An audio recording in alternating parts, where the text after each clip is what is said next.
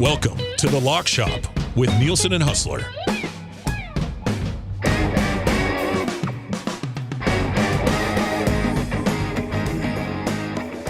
All right, it's 11:03, and you are listening to The Lock Shop. Thank you very much for being here today.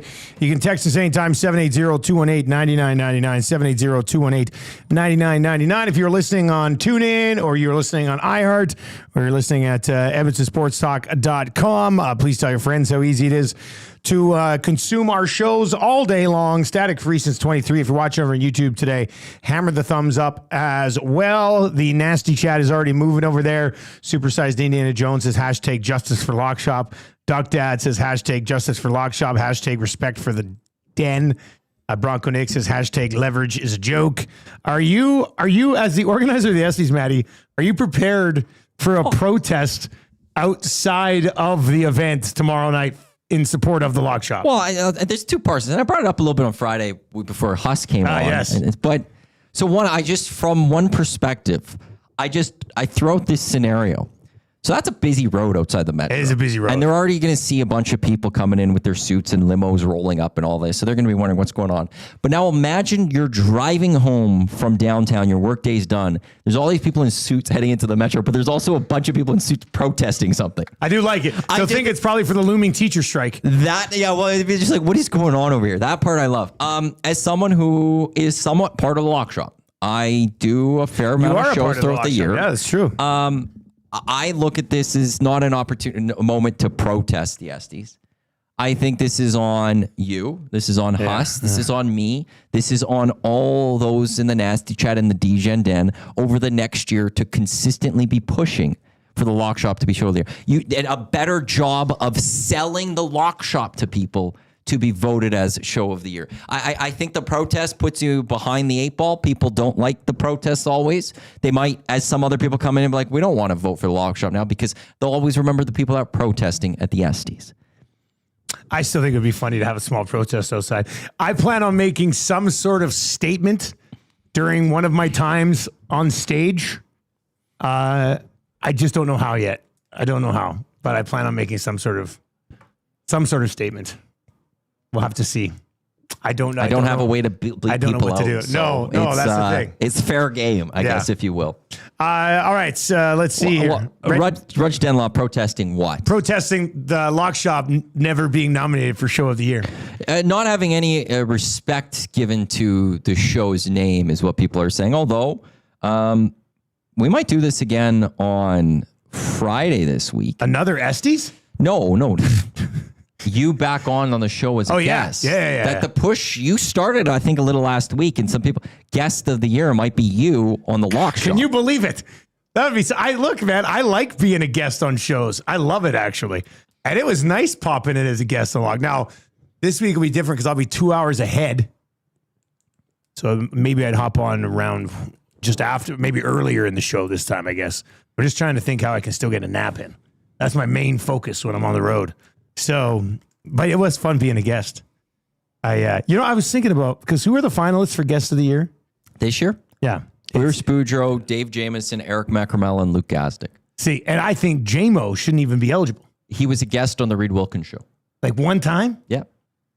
See, but he's getting the pub from the co-hosting.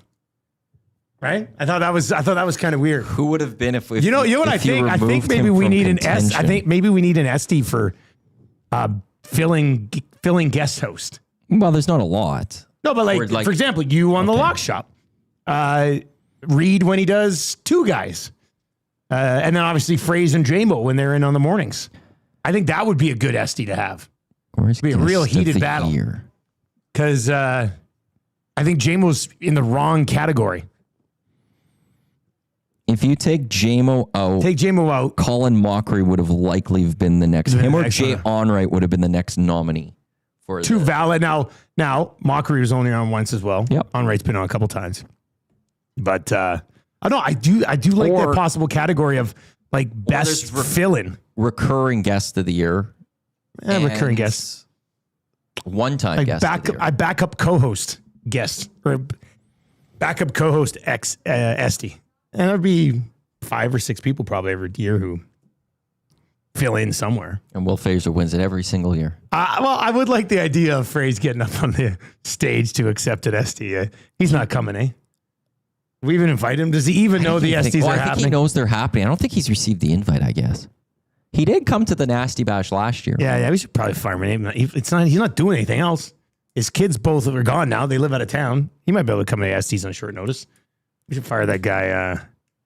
He won't believe it.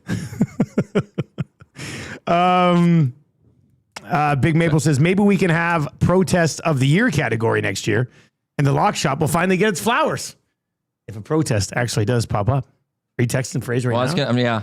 Might as well. I mean, let's see what's up. He can bring his lovely wife. To mention. Big Maple says, I will storm the stage like Kanye West, a la Taylor Swift. I saw whoever would show of the year. Somebody said, something goes, no, look, nothing against your show. It's a good show. The lock shop. But the lock shop should be the show of the year. Where's the Oil Baron? Oil Baron says, what did he have? Oh, yeah. Where's Huss? And who's this Pepsi-less nerd? Just hold on a second. Did you see Huss as the devil today? No.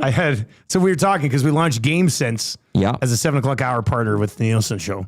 And we were saying, when you use your GameSense, make sure you don't get carried away with gambling.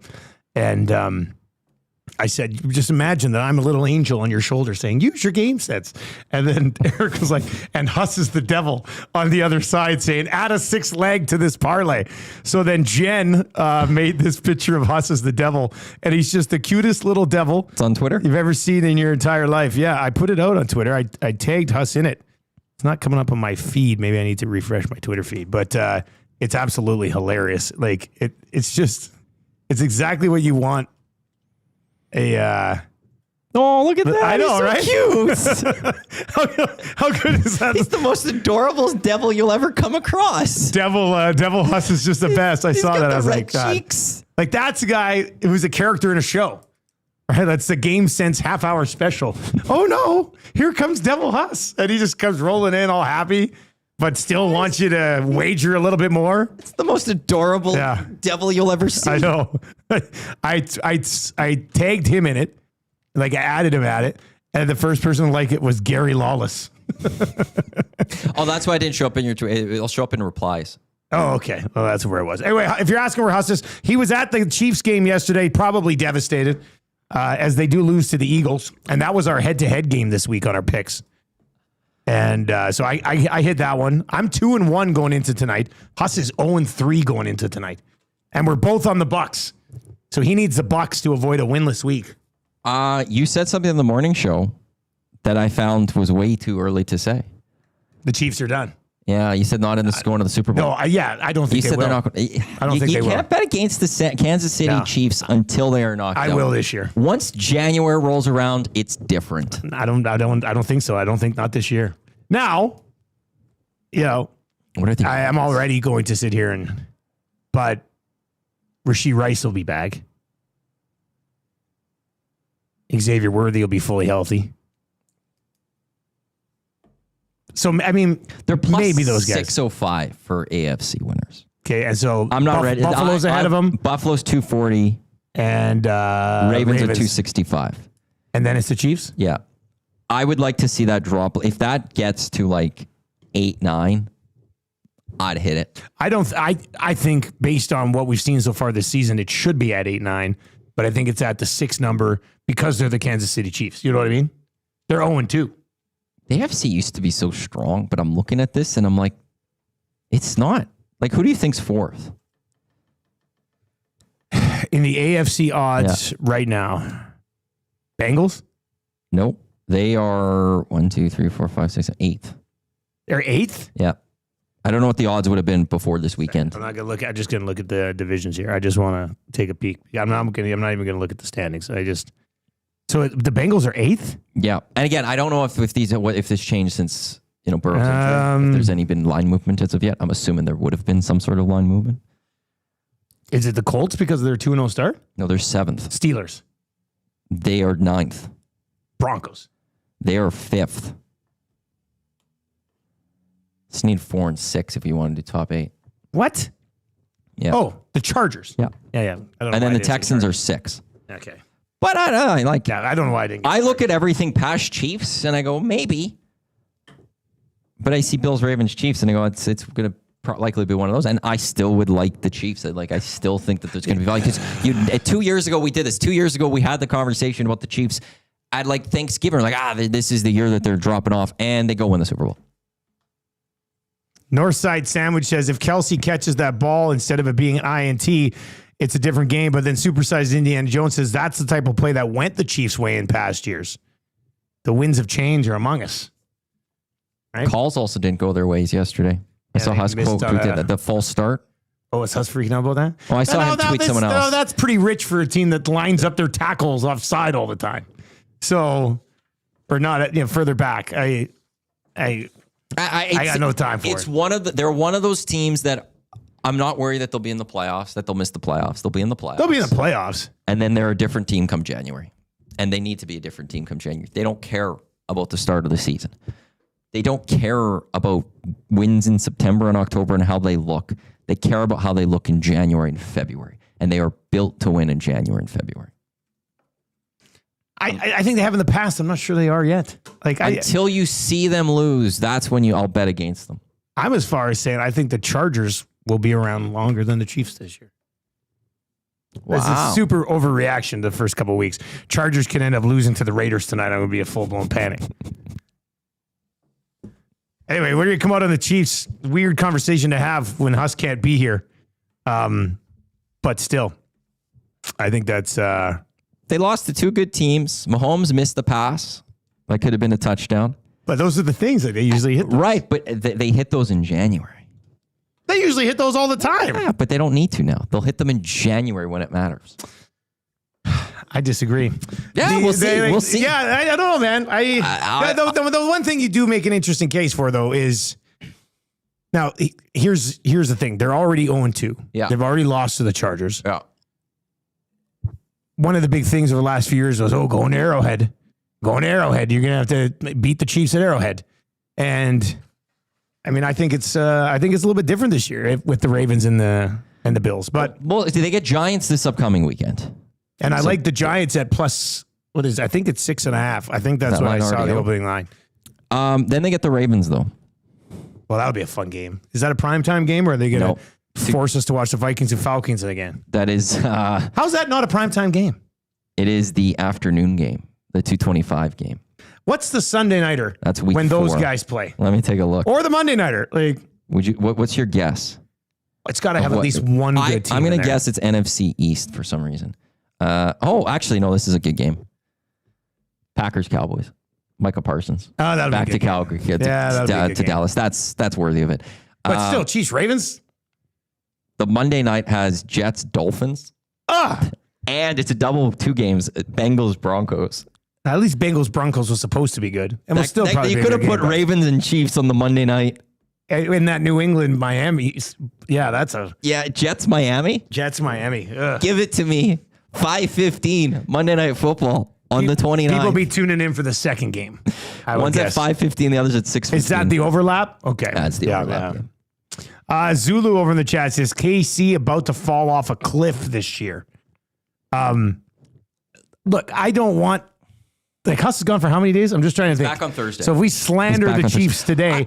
people won't still be ratting us out on Thursday. I'm defending the Chiefs here. But you are. I'm slandering. I'm slandering the Chiefs. We all watched the Patriots for so many years, and we've watched the Chiefs for a number of years. And I'm going to go and I'll bring this into the CFL. We've watched the Bombers for a number of years, and prior to that, we watched the Stamps for a number of years. And anytime you thought it was over, anytime you thought it was coming to an end, they found a way still to get back. Okay, well, I also think it's coming to an end for the Bombers. This year I think that's right. Well, so why not the Chiefs? Until it finally happens. Mahomes isn't Zach Clark. He's not battling injuries. If Zach Laros was there, I'd still have confidence that the Bombers would get to the West Final I don't know and if I win would. and go to the Grey Cup, because that's what they do. They get to those big games when they matter most, when it's win or go home, and they find a way to win. For the Chiefs, until I see them lose in January, I'm going to bet on them to a degree. See, to a degree. Well, the See, degree, you can't the do degree it. is if it's them Bills AFC Championship game, it's a tough one. But I probably would still take right now. I'd still take if you're telling me the AFC Championship game this year is going to be Chiefs versus Bills, or they're going to meet in the round before that, I'm still taking the Chiefs right now, as of today. As good as the Bills. What have about your looked. Ravens? I'm taking the Chiefs. The Ravens can't beat. Yeah, they will beat them. Can't win. Oh, I don't know, man. I also picked the Ravens to lose to the Browns last week. I could. You picked them to lose to the Browns? They split. Like not cover? You lose? They always split with the Browns. I Jeez, called an man. 0-4 start to the season. For your Ravens? Yeah. An 0-4 start. I called it. I was wrong on one of them. Who? So they get the Lions. They'll get the Lions and they get the Chiefs. And 0-4? They split against the Browns. That means they're losing the second meeting to the Browns this year. Well, let's cross that bridge when we get there. Waddy in Cloverdale texts in at 780-218-9999. It says, Big Uke dressed in a lock costume storming the stage. By God, it's a lock shop. It goes, respect me. Respect me. Is someone in the Phantom of the Opera type thing, just in the shadows of the Metro Cinema until the lock shop wins? Yeah, I like the idea of him lowering down from the ceiling, but falling about 12 feet up. Bronco Nick says, Mahomes has to battle his two wives, Brittany and Travis. And El Presidente says, damn, Ravens not getting a rushing TD. Remember we put together that play over at Play Alberta? Ravens would score a rushing touchdown in every single game. And it was the second game they didn't do it. How many touchdowns did they score in that game? They scored 41 points. They had 41 points. Lamar had 4 passing touchdowns. And they didn't have a rushing touchdown. So that bet is already killed. But at least we didn't have to sweat it all the way through the season and then be stressed out like later in the year. Good for the Browns containing Derrick Henry to 11 carries for 23 yards. That's it. Lamar only 2 carries for 13 yards. Now they got torched for, well, actually only 225 yards passing and 4 touchdowns. That's still 124 more yards than Jalen Hurts, who won a game with 101 yards. The Chiefs just lost to a team that threw it for 101 yards. And you're still sitting here going, oh, they're going to go back to the Super Bowl. They're defending champs. Yeah. They are the team of the NFC until maybe the Packers will beat them and take it. But they go to neutral site, they lose. They then lose to the defending Super Bowl champions. Overreaction Monday. I wrote the Jays off after game 1 of 162. Most people wrote them off before game 1. Saskatoon Muncher says, my fiance is not a football fan, but she's chosen the Ravens as her team because of how electric Lamar Jackson is with the run game. Not a bad choice. Not a bad choice. Kevin Van Dassler over on the chat says, we are organizing the protest right now. Justice for Lock Shop. I mean, if there's a niche group within the Nasties, it's the DJ Den Lock Shoppers, 100%. I will give you that. This is you're the hipsters of the world. You were fans of that band before they were big. I don't think that of all the shows that weren't nominated for Show of the Year or weren't one of the finalists, I think Lock Shop is down my list. Oh of, wow, my God! they didn't get Look there. at the man sits on the show. I'm just saying it. He's sitting on the show and he's saying it. What was nominated again? Our show, Reed Show, pre and post. Nielsen Show with Lieutenant Eric J. Reed Wilkins Show with Jay Milne, Oil Stream pregame and postgame show, as well as the EST Hangout.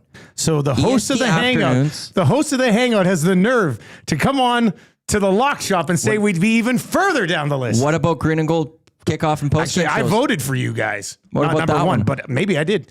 EST I know I afternoons. voted for you guys. Oil Stream, just the regular Oil Stream. 2 guys and a goalie sitting over here. Two guys and a redheaded stepchild. VIP Golf Show had the best VIP best Golf year Show so of this far, yeah. season. Hello Hockey on Saturdays. Don't you try to get out of this sitting on the Lock Shop, crashing the Lock Shop. Outside of the Nielsen Show, the most loyalist listeners are on the Lock Shop. That's what I'm talking about. I'll give you that. But does that qualify as show of the year?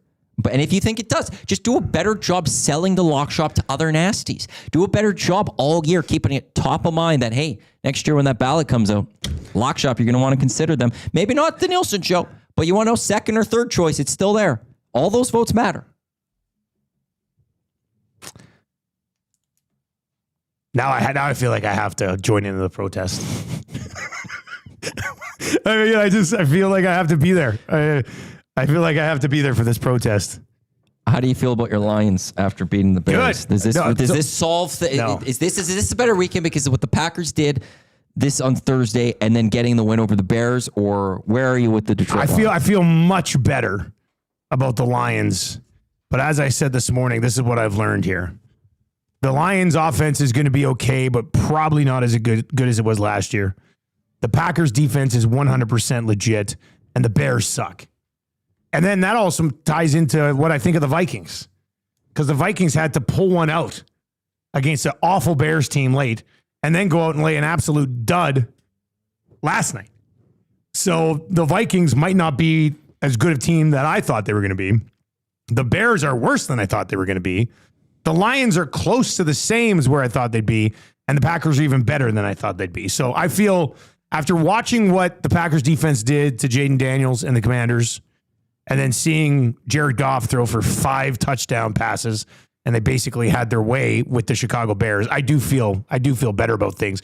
I'm just very concerned that nobody, whether it be Minnesota or Detroit in that division, or I don't know how many teams in the NFC, like the Packers look really good. Mm-hmm. Now, they just lost Jaden Reed. They refused to throw it to Matthew Golden for some reason. That's going to have to change. But their defense is so legit that that you could go very, very deep in the playoffs on the strength of that defense and a pretty reliable quarterback in Jordan Love and a good running game with Josh Jacobs. Packers are good, but I'm okay with the Lions. I'm okay with where the Lions are at. Lions Ravens Monday night. Potsy over in the chat. Dusty, just take a round out of Maddie right now. I wonder if that would get me votes next year. You talk, you know what, about the lock shop, and I beat you up right in front of this TV. I'm just controversy of the year next year. Nielsen abuses Awanik physically on lock shop. I'm sure your dad will love that. Riding the Pine says, I don't gamble, but I do try to listen to every lock shop to support the local boys. See, thank you very much. And you don't have to gamble. I think it's a highly entertaining show, even if you don't gamble. However, if you want to gamble, we provide some options for you. Well, that's the thing. Like, I will say this about this show for people that just think, oh, it's just a gambling show. Okay, yeah, there are those moments where you, us, myself, we throw the picks or whatever. But before that, it's a conversation about the matchups. It's just it's pretty good previews of games.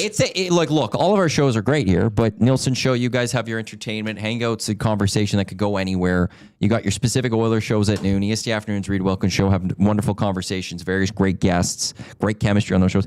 But I feel like the Lock Shop does a great job. Here's what's coming up tonight, and here's a breakdown of the big games that are happening tonight. You want a little bit of a primer for what's on tap in sports tonight? The Lock Shop's the place to go. This sounds like a guy who certainly thinks he could finish in the top 4. Again, what a twist after trashing it just moments ago. Back to what I said, Lock Shop, just do a good enough, better job of promoting the Lock Shop for a whole year. And then if the Lock Shop's not nominated, if you're not constant, don't go with that protest and all that. Just keep promoting bring the positivity about the Lock Shop out there. And then if it's not nominated next year, I'll join you in your protest. Mom Nielsen says that would be a violation of the employee handbook, which makes me think that's actually HR Daddy from my mom's YouTube account. My mom gives no you-know-whats about the employee handbook. And actually, I don't know if it's in the handbook that I can't physically beat you up. It's in there. It's in the new handbook. I've never looked at the handbook. Okay, let's keep going with the NFL, and then we're going to dive into a bunch of CFL. We'll take a look at the early lines there. We're going to recap. Are they out? Yeah, they're out this morning. I guessed them. I was okay, good, because you can guess. Yeah. I ended up and we'll play this game.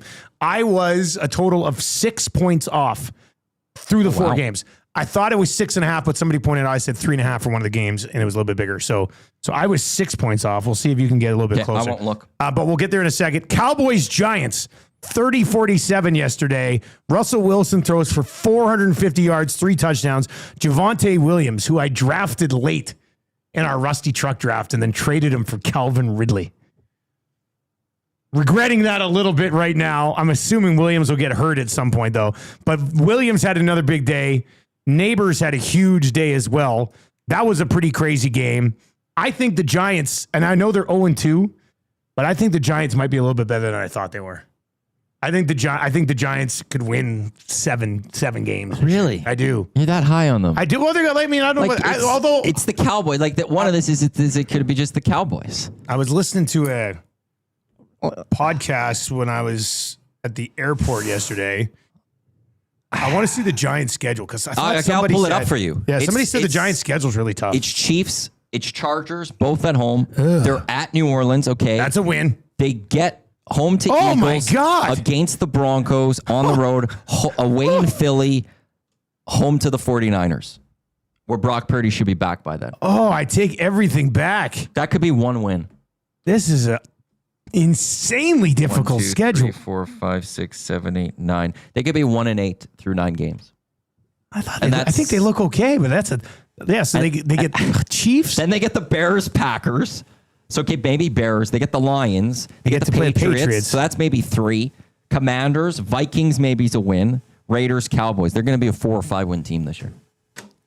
That's a pretty deadly schedule. Chiefs, Chargers, Eagles, Broncos, Eagles, Niners, Packers, Lions, Commanders. Whew. Well, I think they'll win 5 games, Matt. I think the Giants will probably end up winning 5 games this year. Which is I kind of like them. You want to know something? Looking at that schedule, I think the key would be, can they not get blown out? Can they keep them close? Could they be in the game midway through the fourth quarter or something? And that, I think, would give the Giants something to move forward on it and give hope going into next season. I like what Tana said in the nasty chat, by the way. What if we can bet on the fight results? Well, that's exactly what the DJ and Den would want to. Does that go away? Does that make it no longer something in the handbook and it's more because this is the lock shop? I think there's a little asterisk beside that physical abuse thing in the handbook.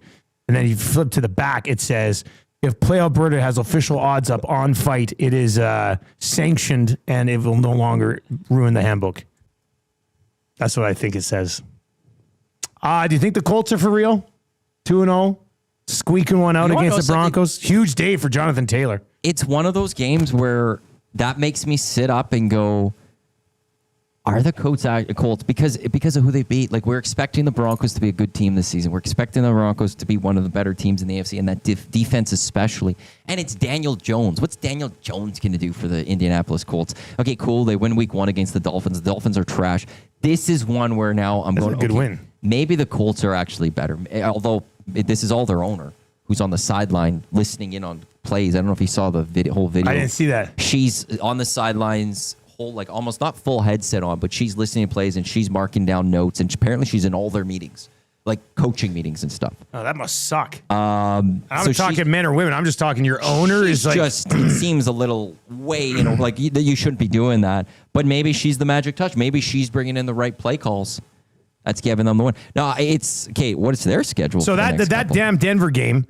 So far, I got Detroit -6. I hit that one. Philly +1.5. I hit that one. Got Tampa +2.5 tonight. We'll see what happens there. I had the Broncos -1, and I lost it on a walk-off field goal. I was thinking at that point, I was like, damn, I'm gonna be 3-0 to start the week. If the Colts did you plugging that mic back in? Got rid of that little hump? I know. Somebody had wrapped this cable multiple times around, apparently. Curtis Stock.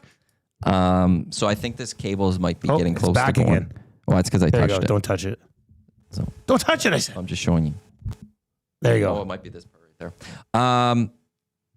Looking at this Colts schedule, if they are actually like a team that's better than we're expecting this year, this is a playoff football team. When you look at their schedule, there's a lot of wins to be had. They've got Titans, the Rams, Raiders, Cardinals, Chargers, Titans, Steelers, Falcons, Chiefs, Texans, Jags, Seahawks, 49ers, Jags, Texans. And the Giants must be like, what the hell, man? Where's that schedule for us? Like that, if they are just an average football team, they'll be a playoff football team this year.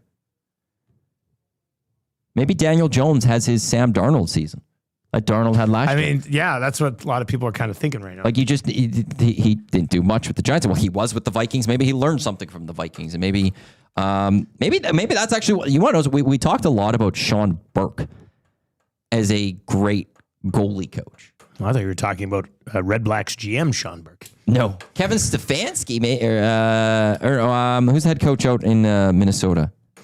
That's Kevin KOC, Kevin O'Connell. That's what it is. Maybe he does some good things with quarterbacks every so often. Maybe Daniel Jones learned something from him and they take him to the Colts. Probably not. They should have kept him. Have you seen JJ McCarthy play? My God, he might be pretty, but he's not that good just yet. How'd you do in the Rusty Truck Fantasy League that we're in? I'm gonna win, but I'm not great. I'm up.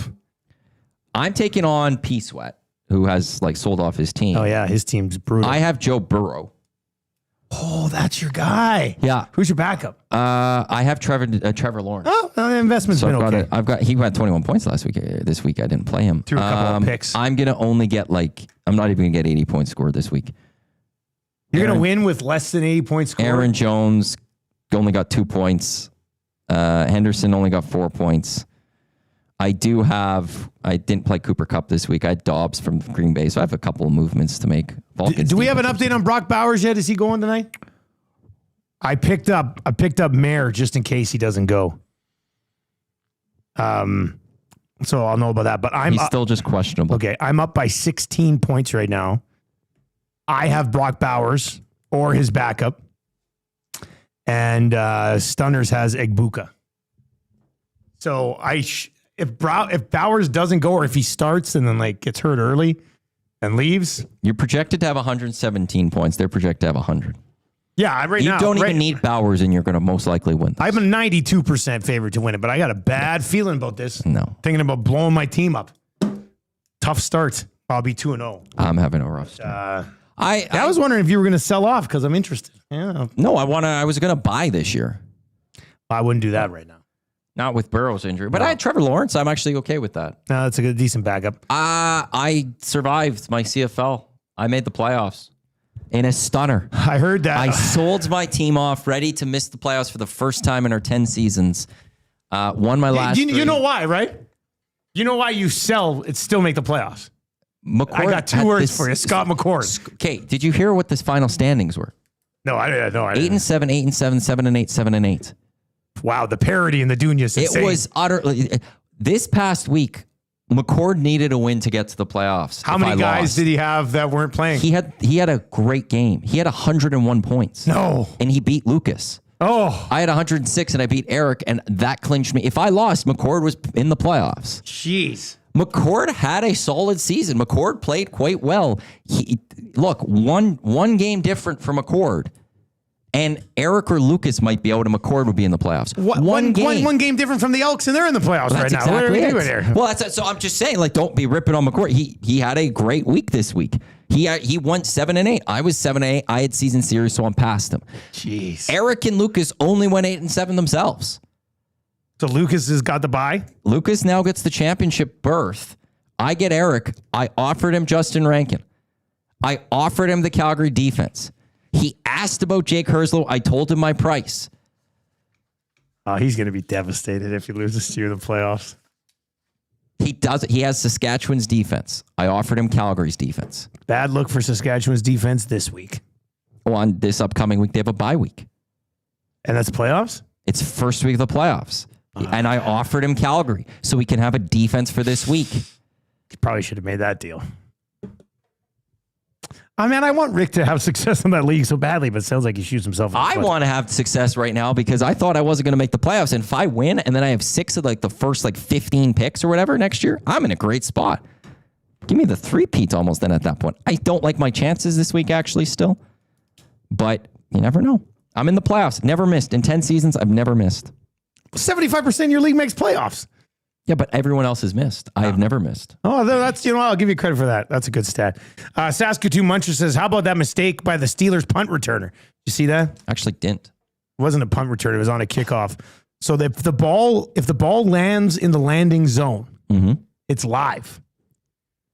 He had it bounce by him and it went into the end zone. He's like, oh. Isn't the ball always live on a kickoff? It has to land in the landing zone in the new rules.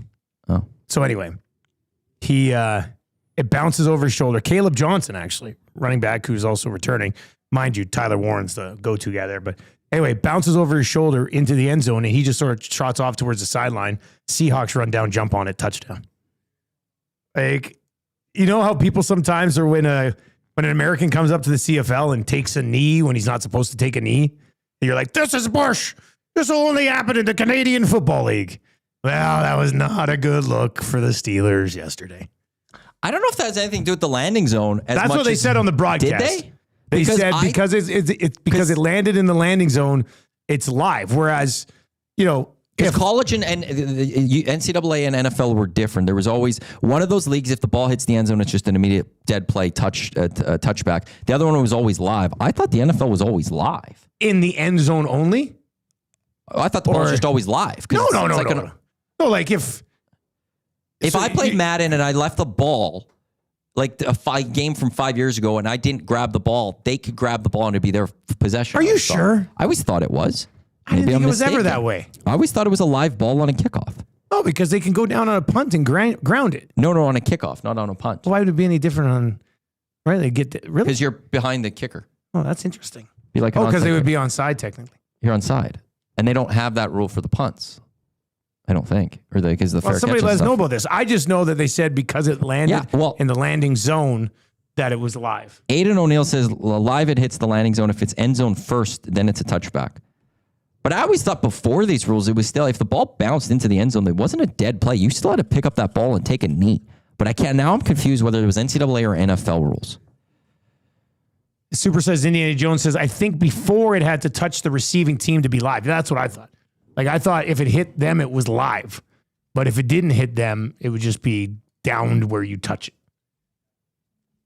But now, apparently, it doesn't even have to hit them. And if it lands anywhere in the landing zone and they don't get there, the other team can scoop it up.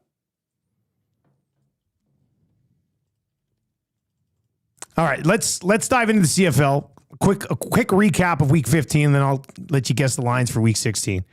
With our partners over at Play Alberta. We do have an EST special that is already up. The Den will be sending theirs over a little bit later on. Right now, it's Keenan Allen, 4+ receptions. Egbuka, 4+ receptions. One from each game tonight. It's -115. Use the code EST Sports. You'll get a $50 free bet on a $50 deposit. You can text us, like I said, 780-218-9999. Chris G says, when does Oilers training camp starts? Oilers training camp will begin on Wednesday.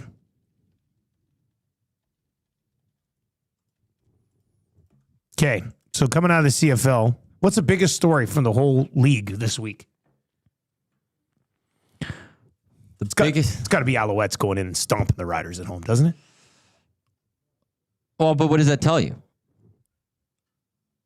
Like what? With MBT, I'm not sold still on the Owls. It doesn't change. Like MBT can go win you a game, but then it'll lose you two. And the Riders, what it tells me for sure, what we know is that the Riders' secondary depth sucks. Okay, we know that for sure. Now, that's fair. During the regular, when they're healthy, Marcus Sales, Tavon Campbell, really good. Yes. You saw how good they are because those two guys got absolutely exposed, mostly Exume, by MBT. The other thing is that Winnipeg's not going to go win a football game as long as, well, maybe they'll get one without Zach Lars. They're done. That's the one where from earlier. Like I will say, Zach the Bombers was warming up in that game, like in his full gear, so he might be closer than people thought. But I also then wonder, like this is Zach Lars pre-Winnipeg. You have the concern is how long is he going to be in play? Like if he returns this season, when's he going to get hurt again? Like that's more of the question as to not is he going to get hurt again? To me, it's when is he going to go get hurt again? Quick note, Aidan O'Neill. On a kickoff before the new rules, it just had to go 10 yards and then it was live. Now it has to hit within the landing zone. Okay, so it was before. You're right. It was before it was a live ball. Okay. I like, yeah. I always felt that the Alouettes are just, they're to me with Saskatchewan and Calgary as long as Davis Alexander's there. And I guess maybe this helped confirm it to me because Tyson Philpott finally had a big game again. Huge He's game. battled a lot of injuries this year, but the start of the year he was good. I did. Yeah. Eric was bitching about that this morning. He goes, Matty Philpott finally has a good game against the Riders, D. Like he was not happy. Eric didn't have I felt bad for him. I should have traded for he should have. Hey, all my players were available. Winnipeg being done. I didn't read much on Hamilton. I will say this. Now it's going to come down to the status of Nick Arbuckle, and it didn't look good. But Chad Kelly's closer to coming back. I think the crossover is going to be very tough to get. Well, the Argos are a better football team. They are more like the defending champs that we are seeing right now. The only problem is their schedule is very difficult. The Argos? Yeah. Their schedule is very difficult. They have 5 wins. But they've turned it around. They've got this past week. It didn't go as well, but they have a little bit of a running game. We saw it later in the game. Spencer Brown picked up a couple first downs. They're finding a way to win Spencer football Brown games. does help them. It's changed them a little bit. It's changed who they are, and they weren't that team. Like when they came to Edmonton a number of weeks ago, that was like their last game before they started getting a run attack, and now they have a run attack. So it's a shame for them that they don't play more Eastern opponents because they've got a difficult schedule, and it's going to be tough for them to get wins, which is also good for the Edmonton Elks because they need to try to find a way to stay above the Toronto Argonauts. But as long as Nick Arbuckle, or I guess if Chad Kelly comes back, that's a team to watch out for in the rest of this half of the season. All right, we will give you a parlay for the NFL game tonight, but let's have Maddie guess the CFL lines that are out. There has been a little bit of movement. Okay. I think on the one game, it's flipped sides since this morning. I think. I know people who are listening this morning will probably confirm that for me. But all right, Alouettes on the road against the Argos. Alouettes on the road against the Argos. Remember, I was 6 total points. Yeah, okay. This morning. Alouettes guessing. on the road against the Argos. I'm going to say the Argos -1.5. That's the exact guess I made, and it's 2. Okay. So it's the exact same. I missed Argos -2. -2? That's what I guessed. Okay. All right, Lions and Stampeders. This is in Calgary? It's in Calgary. Stamps coming off a bye. Yeah, Calgary -4. Calgary -5. I think I said 3.5. I don't like giving up these points. It might have been 5.5 this morning. I think that's moved a little bit. Okay, what'd you say? You said 4? 4. I said 4. All right, so that's 1 So point. I'm Oh, you're 1.5 doing off. good. You're doing pretty good right now. Winnipeg on the road in Ottawa. I'm going to say Winnipeg -1. Dude. I was wondering where they were coming from. So I think what I said this morning was Ottawa -1. And it was Winnipeg -1.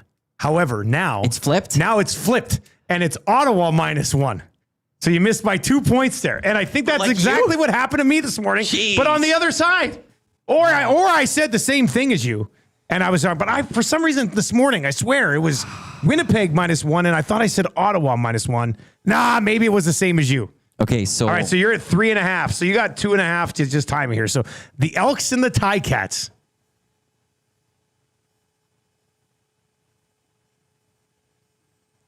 Ticats -4. Ticats -6. What? So that's 2. So you beat me by 1.5. 5.5. What'd you guess? I think I said one of these. I said 3.5, and it was 6. That was this one. I guess Elks plus 3.5. It was 6.5, so I missed it by 3. Now it's moved. It's moved already a half point towards the Elks. So to me, I'm on the Elks plus 6. High number. It does for the way that this team has been playing. Like I know that they weren't even the favorites going into Toronto, and they covered. They beat Calgary. They're like I'm the Elks plus 6. And Hamilton hasn't looked that great this season with their wins. Oh, sure, they beat. I'm surprised by that. Well, they've started to run the ball a little bit too. Absolutely. They did nothing. Greg Bell's solid. I traded Greg Bell this year. I have him too. I traded him. This is why I'm going to lose fantasy this week because I don't know which running back to play, Rankin or Bell. In a head-to-head battle. Extremely intriguing. Like it's one of those I'm going to pick the wrong guy. That's why I traded Bell because I have Butler. And I'll just start Butler. I'm going to pick the wrong guy. I'm surprised the Elks, Hamilton should be the favorite without question.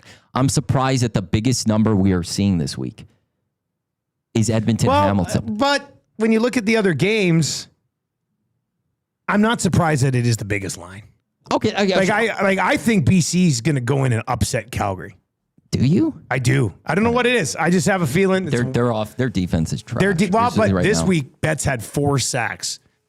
He had a monster game against, that was Ottawa. And Ottawa almost made the comeback. Calgary, the whole strength of Calgary's team is the pressure they get from their front four. And Rimalade's out for the year. I guess you're right. So I don't know. I think Nathan Rourke hangs 30 on him, and we'll see if Calgary off a bye can.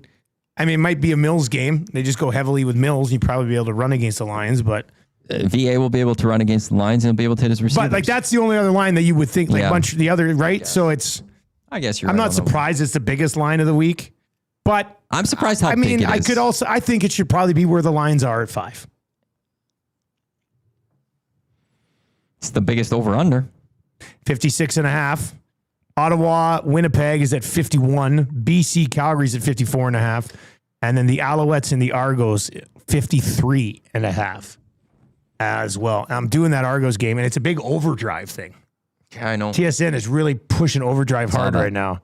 And they're going to be there live doing their show and stuff. And then I think we're going to have Hayes in the booth for a bit. And Noodles and O-Dog are going to be down on the field with Luke. Like, they're really hammering out overdrive. So they're going to bring them out to BMO. Well, they're down to 2 hours a day now. Well, that's the thing. It's been a very weird. I've been asking people who like are out east. I'm like, so I saw this huge announcement, like they're changing the format of the show. I'm like, what is going on? They're like, well, it's an hour shorter. I said, what do you mean it's an hour shorter? So they just do 2 hours and then they replay their first hour on the radio after. So I don't know. It's kind of weird, but yeah, so they're going to be at BMO on Friday night. So. And that's a game I am staying away from until I see injury reports. In the Montreal-Toronto game? Yeah. Well, you got to know what's up with the quarterback. I need to know what's up with Nick Arbuckle. So is this -2? Is this an Arbuckle line? I think this is the Arbuckle. Well, but it's also like, is Nick Arbuckle playing? Or is it Jared Daggy that's leading this? No, see, now if Jared Daggy is starting in this game, I'd have Montreal as 2-point favorites. It's going to switch quite I'd a bit. flip it 4 points for sure. And I don't know who or is it Chad Kelly? Yeah, I don't know what's like going on. that's why for that one, I don't know what's happening. And also at the same time, I still don't know fully what's happening with Davis Alexander. And there's going to be a point where Davis Alexander is going to become back for the Montreal Alouettes. And at that point, I'm just betting Montreal again. Yeah, I don't think he can be that far off. He's been limited for a number of weeks, but it's a hamstring. And I think they're going to most likely be just extra careful with him on this one because it seems like he came back a little too soon the first time. And he's been out ever since. And that's hurting them the chance of winning the East. But now you're likely going to be in the playoffs. That win against Saskatchewan really helped you for that cause too. You just want to make sure that he's there for the playoffs because Montreal would be a team that you'd want to bet on going into the playoffs if Davis Alexander is there. All right, what are we going to do for this doubleheader tonight, Maddie? Should we do... Well, you and Huss were already on the Bucks. Okay, but I was going to say, should we like do a big teaser? Should we tease both totals and both spreads? Sure. We could do that. Oh, I got to log in. And then we could put it together. We could go... You're sticking with the Bucks. We're on the Bucks, so we could take the Bucks to 8.5. So we'd get Tampa plus 8.5. Let's see if the boys can put this together for us over at Playbird. So we have Tampa plus 8.5. And then what do you do with the 42.5? I think I'd take it down. I was going to say you take it down. Take it down to 36.5. Yeah. Okay, so then we get because with CJ Stroud versus Baker Mayfield, you're Yeah. expecting points. All right, so Tampa Bay plus 8.5 and over 36.5. And then Chargers Raiders. I mean, you take the Chargers to 2.5 on the other side. Plus 2.5? Yeah. Yeah. Or do you take it to 3.5 to cover? Well, I don't know if will they let us move it 7 points. And then the 46.5. I say you take it down again. I think we just bring take it down to 40.5. Yeah. Or would you bring that? Actually, I see what you. If we take it up, it'd be 52.5 in the under. Yeah. What did the Chargers do? How much did they give? I know it's on the road or like there was a neutral site game, but against the Chiefs, they only gave up 21 points, 27. So that puts you at 48 points. What the Raiders? The Raiders in week 1 beat the Patriots 20-13. Yeah, but bring that up and take the under. Yeah. So go up to 52.5 and take the under. I think so. It's a lot of points for these two. Okay. Can you send this into the guys when you're done here? We'll go Tampa plus 8.5. So yeah, just a little 6-point teaser here. And remember, when you're doing teasing, Here's your game sense. Tampa plus 8.5, and then the over 36.5 in that game. And then the Chargers plus 2.5. Tampa plus 8.5. And over. What are we going over? 36.5. 36.5 game points. Yeah, and then Chargers plus 2.5. Chargers plus 2.5. And the under 52.5. 52.5. Yeah. So it'll be a little 4-gamer. Tease, though, so the line won't be like crazy good, but we'll get a little boost on it, and that'll be up on our EST specials page.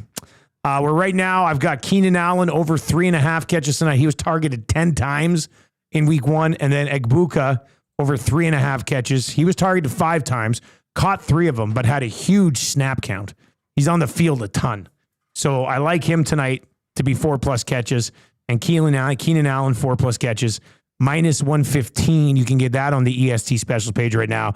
And Wannock's just sending the 6-game teaser over Tuesday and Wednesday. You too? Yep. Okay, perfect. And then Huss will be in on Thursday.